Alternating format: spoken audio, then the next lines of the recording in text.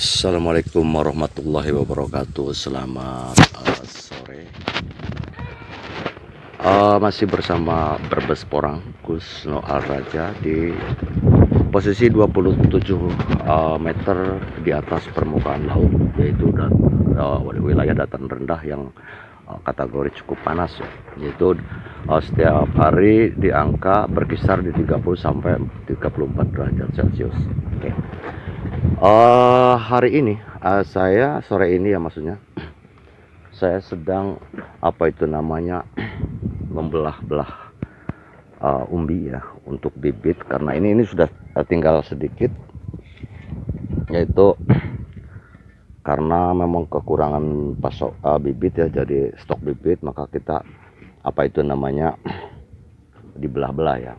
Dan untuk cara belah saya yaitu tidak terlalu banyak neko-neko. Ini setelah begini nanti diangkut kemudian ditanam, tidak dikasih apa-apa. Paling-paling kalau memang ada, kita paling dicemplungin ke JPT untuk perangsang akar ya, perangsang akar, yaitu yang kita kadang bikin sendiri, yaitu dari bawang merah. Oke ya. Dan untuk cara belah saya itu juga tidak terlalu macam-macam dan tidak ada ritual apa-apa, yaitu cukup dengan seperti ini. Ini adalah parang, kemudian parang pakai punggungnya seperti ini saja.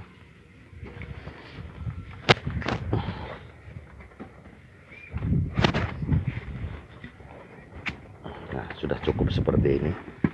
Tidak ada ritual apa-apa dan tidak harus pakai alat yang khusus ya, seperti ini. Oke. Dan ini mau diangkut, mau ditanam oleh Bang Rahmat Rahmat Kartolo. Dan untuk berikutnya kita akan menjawab, ada yang perlu kita jawab, beberapa pertanyaan dari kawan-kawan, yaitu tentang umbi belah ini kapan menjadi bundar kembali, membutuhkan waktu berapa lama untuk menjadi bundar kembali. Oke. Berarti berasumsi beliau-beliau yang bertanya sama saya berarti ini adalah nanti akan membesar dan bundar kembali. Oke. Padahal pada kenyataannya porang itu tidak akan membesarkan bibit ya. Jadi seberapapun bibit yang ditanam tidak akan menjadi besar, akan tetapi mengganti umbi baru ya. Catatan ya, itu adalah ganti umbi, bukan membesarkan umbi. Umbi besar ataupun dibelah ataupun yang gepeng, yang panjang atau gimana, atau katak dan sebagainya, itu tidak akan pernah membesar, akan tetapi mengganti umbi sendiri. Yang ini hilang. Oke. Mari kita lihat contohnya. Ini adalah umbi 2 musim dan ini adalah bibitnya. Ini bibitnya masih tersisa, berarti ini maksudnya masih pembesarannya itu sebetulnya kurang ya. Jadi masih ini tersisa karena mungkin waktunya sudah hilang ataupun waktu siklusnya maksudnya. Jadi kemudian sudah ripah. Kemudian ini masih tersisa. Nah, sekarang ada pun yang tidak tersisa. Tapi kalau untuk dari umbi itu, ini pasti ada bekasnya ya. Ini seperti ini.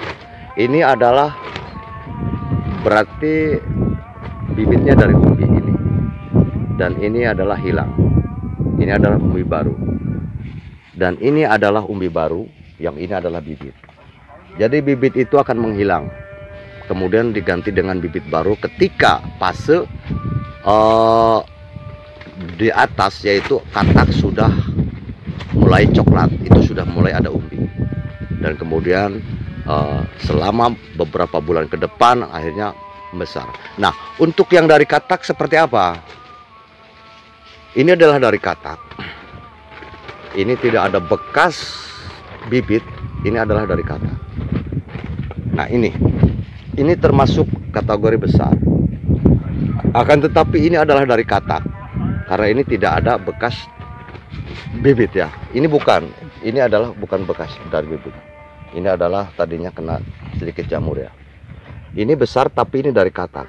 Tapi ini kecil, ini tetap dari umbi karena ini ada bekasnya. Ada bekasnya. Jadi kita, kenapa kalau dari katak itu tidak ada bekasnya? Karena katak itu kecil, pembesarannya sangat luar biasa, maka dari itu bekas bibitnya itu adalah hilang.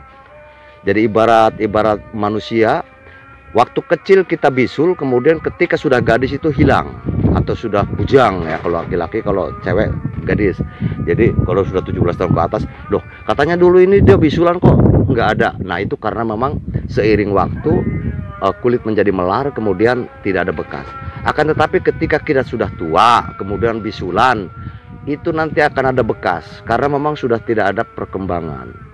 Ya, jadi sekarang gini, kita umur 30, perkembangannya sudah nyampe di situ, kemudian kita bisulan, itu tidak ada perkembangan kembali, maka bekas bisul itu ada, bekasnya ada. Akan tapi ketika anak kecil kena bisul, ini ketika sudah gede, dalam beberapa tahun, 17 tahun ke atas sampai 20 tahun, itu kan dari kecil membesar, pertumbuhan tubuh itu, kemudian kulitnya berarti melar, maka dari itu jadi tidak ada. Seperti contoh porang sendiri, dari katak yang berapa katak yang sebesar, gampangnya apa itu namanya kelereng, itu bisa jadi gampangnya 1 kilo. Itu kelipatannya berapa? Maka dari itu ketika ada bekas apa itu namanya bibit, itu hilang karena pembesarannya itu sangat luar biasa. Maka dari itu, dari katak itu memang, dari katak itu pembesarannya memang sangat luar biasa ya. Jadi kan dari kecil menjadi sekian. Dari katak mini isi 400 menjadi, saya dulu ada yang hampir 1 kilo ya. Ada yang 8 on, 7 on, 5 on. Itu kan dari kecil itu berapa kelipatannya. Sementara kalau dari umbi 1 kilo cuman menjadi 7 kilo. Waktu saya itu 7 kilo, 6 kilo setengah, 6 kilo. Berarti kan hanya 7 tingkat. Jadi maka dari itu, dari umbi itu selalu ada bekas. Selalu ada bekas ya. Ini bisa dicirikan, jadi untuk dari umbi ini ada bekas. Apalagi ini malah tersisa. Nah seperti itu saja untuk kawan-kawan petani porang yang sempat istilahnya bertanya sama saya. Maksudnya saya langsung jawab dengan istilahnya video ini. Mudah-mudahan bisa dimengerti dan tidak bingung lagi ya. Ini seperti ini. Ini tidak akan, ini membulatnya kapan? Ini nanti berapa membutuhkan untuk pembulatan? Tidak akan membulat, ini hilang. Ini ditanam hilang. Yang ini ditanam walaupun gede hilang. Gitu. Silahkan kita apabila Anda semua tidak percaya, silahkan tanam, kemudian nanti diteliti. Ya, diteliti, gampang. Diteliti. Jadi apakah ucapan saya benar? Apakah ucapan saya ngawur? Oke, seperti itu aja. Salam sejahtera buat seluruh petani porang Nusantara. Mudah-mudahan kita selalu diberikan keberkahan Allah Subhanahu wa taala. Amin. Assalamualaikum warahmatullahi wabarakatuh.